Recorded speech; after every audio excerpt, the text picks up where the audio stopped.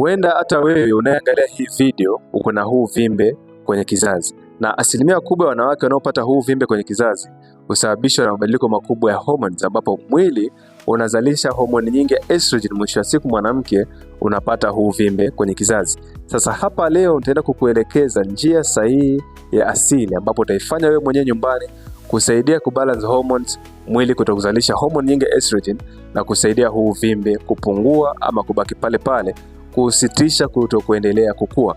Sasa sikiliza hii video kwa umakini. Hakikisha uwe na hivi vitu vitano kama unavyoviona hapa. Jambo la kwanza, hakikisha una mchaichai, majani yale ya mchaichai. Kama utakuwa uko nao nyumbani itakuwa ni vizuri zaidi. Jambo la pili, hakikisha uko na huu unga wa tangawizi. Jambo la tatu, hakikisha uko na huu unga wa pilipili manga. Lakini jambo la nne, hakikisha uko na huu unga wa karafuu. Na jambo la tano la mwisho la msingi zaidi, hakikisha uwe na unga huu wa kitunguu saumu. Kama utakosa unga wa kitunguu saumu, chukua punje 3 za kitunguu saumu, twanga, alafu ndo utakapoitumia. Sasa jinsi ya kuandaa huu mchanganyiko, fuata video inayofuata ili kuweza kujifunza zaidi.